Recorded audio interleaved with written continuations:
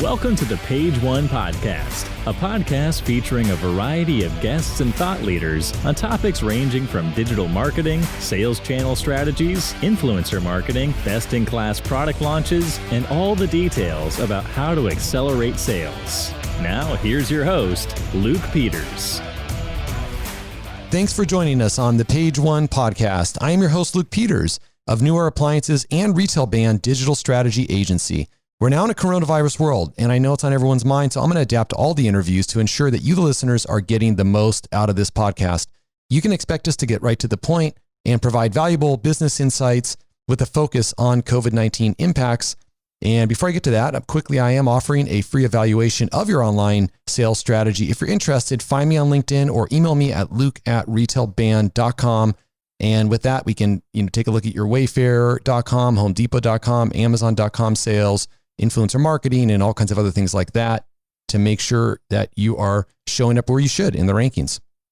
And really excited about this episode. In this episode, you're going to learn from Tom Romine on how to improve your company culture, how to award your key A players by thoughtfully gifting them. And Tom is the founder and visionary leader of Cultivate. This is a leading on-site gift experience company in meetings and incentive travel industry. He's has a team of 31 employees and over 100 independent contractors. Cultivate helps and works with Fortune 1000 companies and helps them appreciate and inspire their top performers by providing more than 600 gifting programs and 130,000 gifts annually around the world. Welcome to the Page One Podcast, Tom.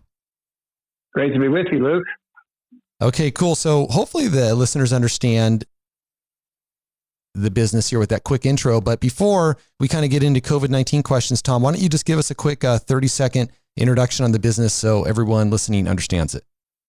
Sure. Yeah. On-site gifting is a solution so that you can make sure a gift you're giving out at an event is well received and used, and the recipient feels appreciated. So the old way to gift, if you've got an event with 300 people, was to pick an item and hope that all 300 people love that one item. And commonsensically, it doesn't make sense to do that. So we come on site with a pop-up boutique retail experience so that all the guests of the meeting actually get to shop for the item that they want the most. So we might have, 18 pair of sunglasses from 3 different brands. They get to try them on, find their favorite pair, and then we turn around and give them a brand new pair on the spot, and that becomes their gift.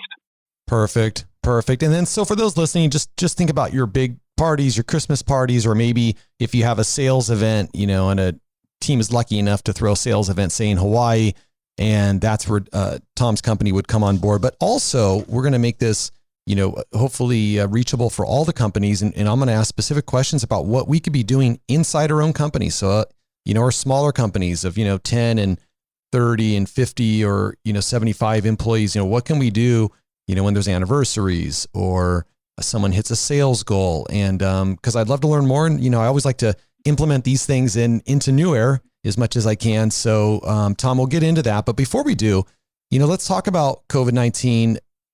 Obviously, it's disrupting a ton of companies, disrupting travel and entertainment. I'm sure you guys have felt that. Are you able to kind of share how you've seen the impact on your end?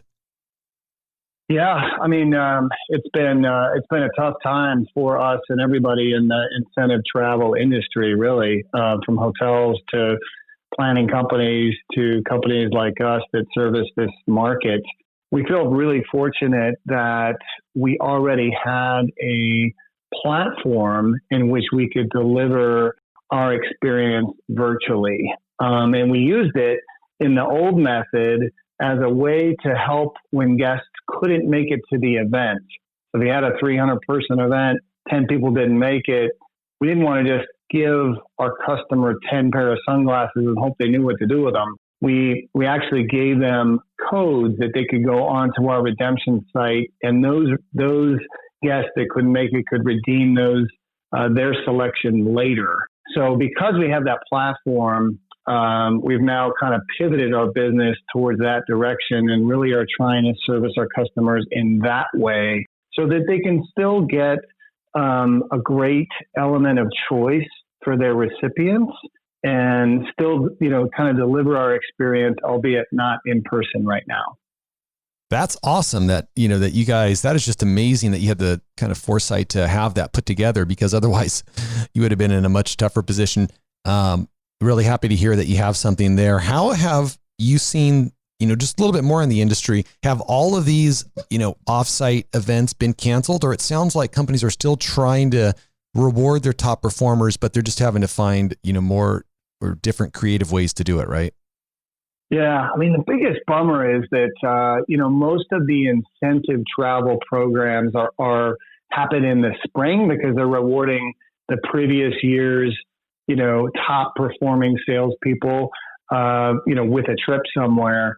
So many of those spring programs in particular, April, May, have been canceled, obviously. So that's super disappointing. In the group of customers that we've been servicing, some of them have rescheduled their event to the fall, which is terrific. They just moved us right over to their fall program. I'm happy to see that many have done that. And then others that, couldn't find, if you've got a bigger group, you might not be able to find hotel space on that kind of short notice in the fall. So some of them did go ahead and outright cancel their incentive trip. But a lot of them, what we're finding, now that the dust has settled, they've gone through all the contracts of canceling hotels and air and all the other logistics of turning on an event like that. Now they're saying, wow, we had 300 top performers. How are we going to recognize that performance now? Because there's no trip. So they're getting creative, and we're trying to help them. Some cases, they've said, hey, we were going to give everybody a pair of sunglasses at the event. Instead, let's up a budget a little bit here and really give them a bigger gift experience. So some people are actually, offering multiple gifts or a bigger gift or those kind of things, again, delivered virtually through our platform. So that's exciting for us. And now with this new, with the launch of this new virtual program, we're really hopeful that we can talk to our customers about servicing other needs within the company. So say it's, you want to appreciate, employees that are all working from home right now.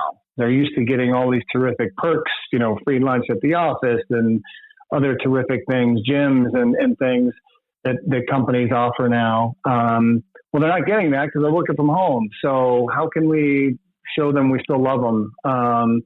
So they're using us for those kind of things, employee appreciation, and maybe you need to get your sales team back on track because this year has thrown almost every sales budget out the window. So how do we get them motivated to get out and reach out to customers again, either now or when things start to come back? And maybe a sales incentive, a short-term or mid-term sales incentive could be used, to help do that. That's great. And we'll talk about those later on, because I want the audience to kind of hear your thoughts on it. And a lot of business owners in this audience, we want to think about how we can reward folks. And like you said, right now it's tough because we're not all with each other. We're all working separately. Before we get to that though, it's just amazing that you're able to pivot so quickly with COVID-19 here. So that's a great success story because in your industry, some people are just 100% shut down. So, good on you for being able to do that. Kind of before we get in, let me just ask kind of a more business specific question. I always want to learn more about sales, and you're selling a service, so it is different, but I'm curious how you're connecting. If you don't mind, if you can share a little bit about your actual company sales process. So you're selling to, Fortune 1000 and other companies. I'm assuming, I'm making assumptions here, correct me if I'm wrong, but this is a very niche category. Organic search and content marketing might be difficult because maybe people aren't actually thinking about this, where you kind of have to go out and actually educate at the, with maybe sales calls out to those potential prospects. A, is that correct? And how does that look? And then B, how does your sales team look? Is it more of an outbound type of sales thing, or is it just a lot of inbound? I'm really curious about that part. Yeah, it's a good question. I mean, we have a pretty good mix of both outbound and inbound sales effort. and marketing to support that. We're very active in this niche space of incentive travel. So our customers, while they are these large companies, we're talking to a really specific buyer most of the time. It's a meeting planner or director of events, that kind of role within these large companies, because they're the ones planning the meeting or the incentive trip in which they might use us.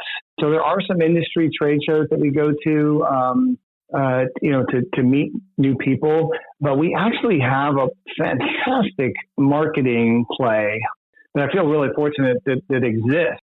And that is that there's another category of business that's far larger than us. It's the premium hotel world. So, imagine Ritz-Carlton, Four Seasons, all the big chains, and even the boutiques and smaller ones. They're trying to get the same customer set, these meeting planners of large companies, to bring their group business to the hotel.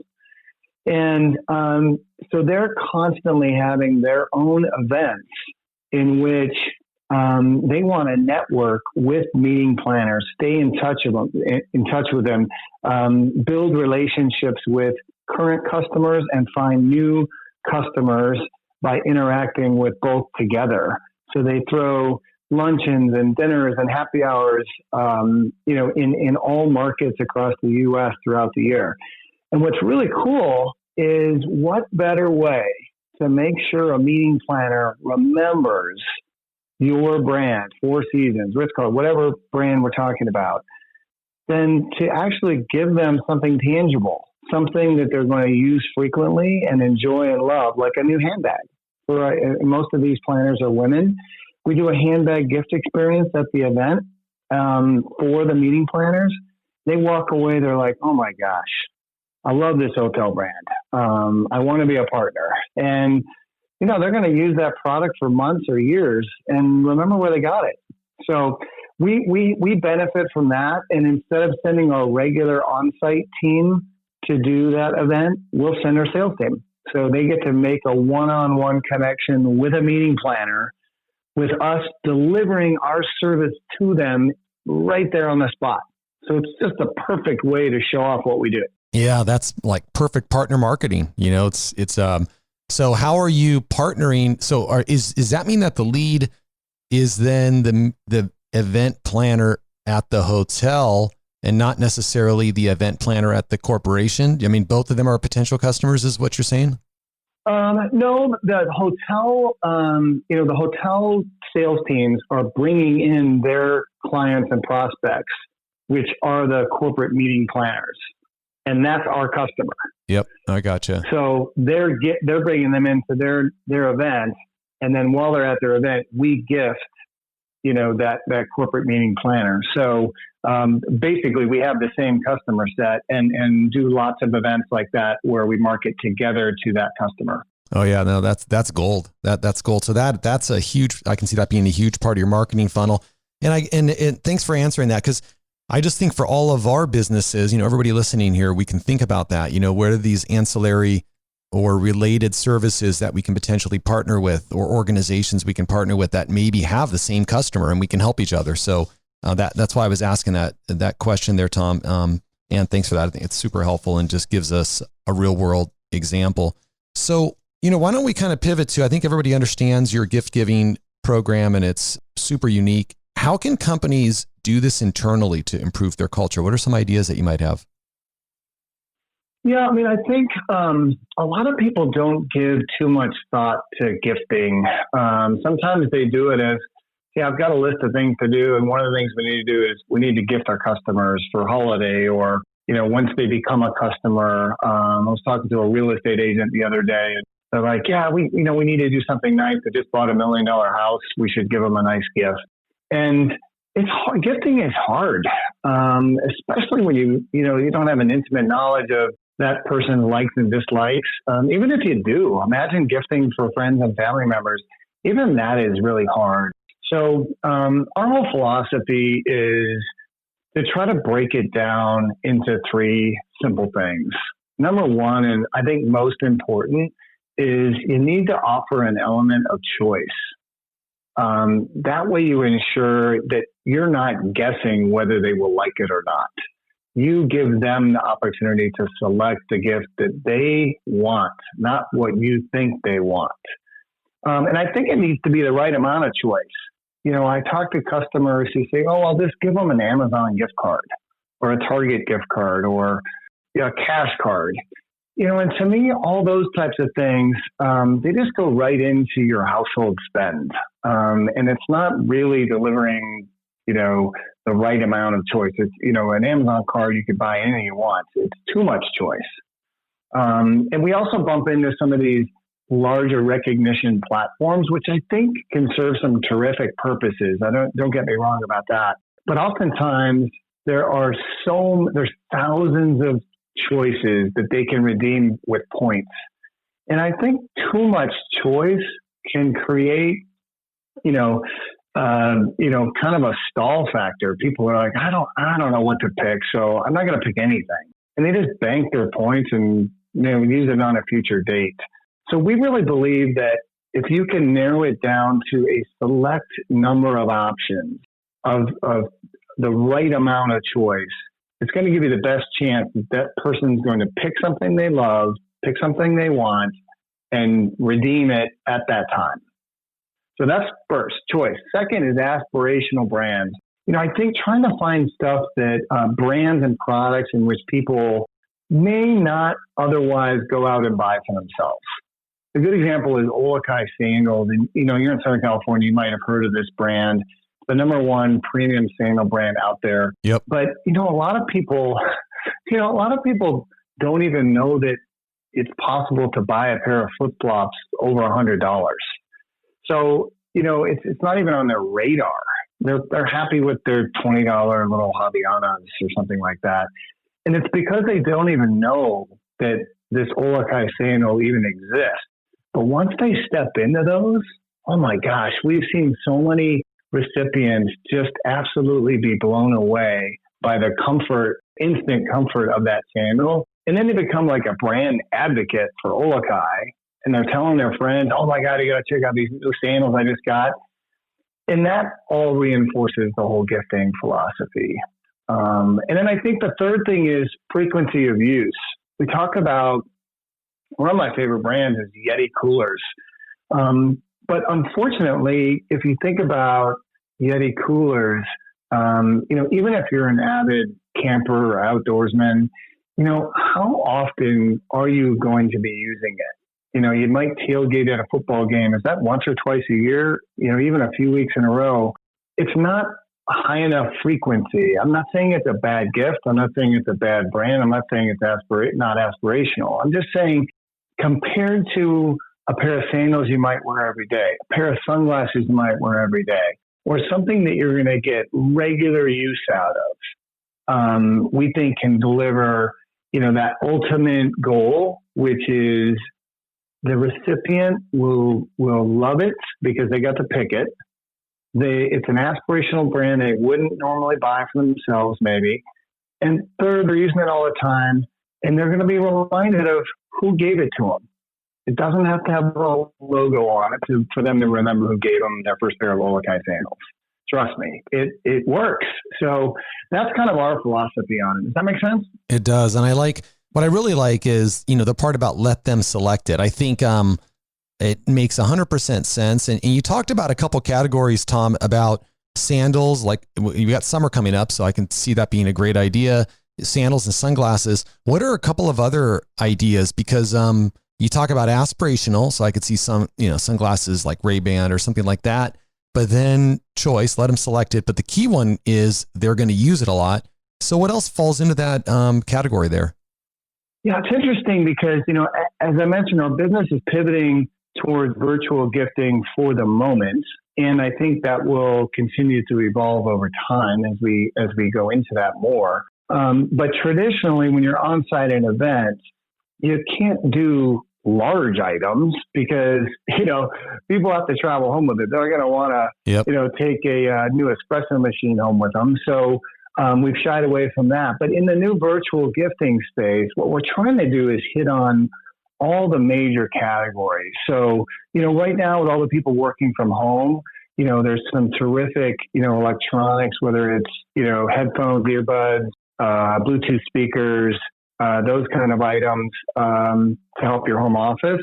Comfort, you mentioned sandals, but, we work with Lululemon and Vuori, which is a terrific, actually another SoCal brand that makes amazing athleisure wear so we can be comfortable while we're at home.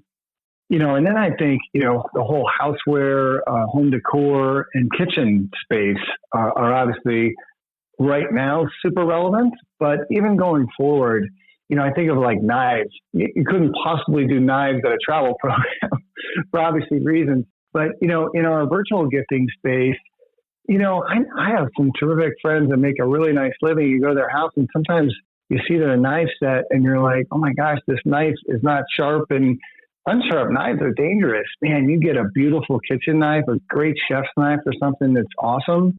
And it actually makes, the whole chore of cooking and being in the kitchen more fun and safer. So, looking for, again, those aspirational things you might not have to have or you might not need because you've already got one, but to get one that's head and shoulders above what you have and you able to instantly see the difference is really cool.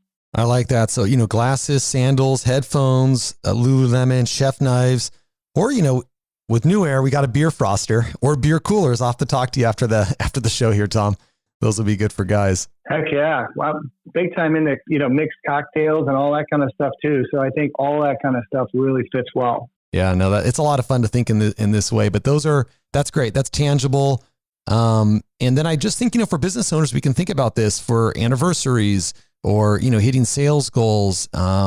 It's like, and I totally can see why this is more impactful. I mean, there's more time involved here than the cost of the item. And that's, I think, where it can mean more to other people because, if someone's going to try to do this themselves, and this is probably why your company comes into play a lot, there's some time involved. You'd have to, have these products on hand or, put together some sort of email or something with links to the options and create a nice experience for your team.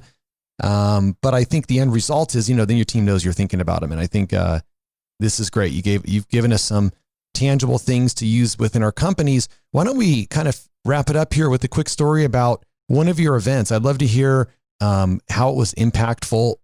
You could kind of just share, maybe something specific that happened and then maybe the results. I don't know if you ever hear back from CEOs or sales leaders and they tell you how impactful it was to the team. Yeah, I think of the first time we did a program that was really unique. It was for a company that wanted to appreciate their top customers. It was a customer event, so not employees. And they had them in a big ballroom at a hotel. I think there was about close to 300 people, men and women. And we set up in a room that was right next to this space. They had a little more budget than a typical, customer of ours. I think they had a budget closer to $500 or $600 a person. And instead of doing like, hey, everybody gets a pair of sunglasses, then everybody gets a pair of sandals, just as an example, they said, why don't we let them shop? So we created what we call a ticket program, gave everybody 12 or 15 tickets. And then we set up in this ballroom the most amazing on-site kind of pop-up experience where there were probably 7 or 8, maybe 9 stations set up of ours around the perimeter of the room. There was all the different categories, and you could go to the sunglass station and for 3 tickets get a new pair of Ray-Ban. You could go to the Olakai station and for 2 tickets get a new pair of Olakai. Or you could go over to the handbag and luggage station and get a Kate Spade purse for 3 tickets, or some Toomey luggage for 6 tickets, or electronics. And people walked into the room and they were just absolutely blown away. It was really cool. The CEO came up to me at the end of the night. He had a cocktail in his hand with a big grin on his face. And he said, this is the best idea we've ever thought of. And you guys helped us do it. And what's really cool is I think that was 7 years ago, and they've done it every year with us for 7 straight years. We just did it first week of March, right before all this happened. So really a fun story to see how much they liked it. and they liked it so much they've done it every year since. That's amazing. And I guess before I let you go, though, why don't you can make us jealous a little bit, and none of us are able to travel now. So tell us, like, briefly, what are some of the fun destinations? Are you guys doing these things in Hawaii? Or are they usually kind of here in the States? What are like 2 or 3 destinations that kind of stood out to you? Yeah, so we've actually operated in 52 countries now around the world. So, but the majority is 2/3 of it is in the U.S. In warm weather. So Hawaii, California, Florida, Arizona, Texas, some in Colorado, even in the mountains. And the other third is, primarily in the Caribbean, Mexico. We've been to all the Caribbean islands and countries. But then we've done some exotic places. I've been out to Bali a few times. We've been to Asia. We've been to Europe. Yeah, so you could probably pick just about any destination, and we've been there. So it's a lot of fun when we get to go there, and some of our employees, get to cherry pick some of those fun events. Some of those great destinations from time to time, if the schedule permits. That's one of the perks of being in this business. It sounds like a massive perk. So.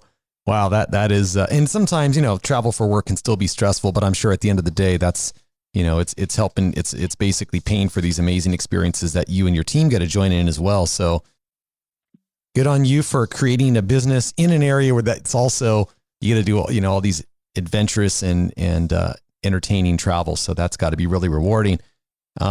Listen, Tom, want to thank you again for joining on the Page One podcast today, sponsored by Retail Band. How can listeners get a hold of you, learn more about you or your business?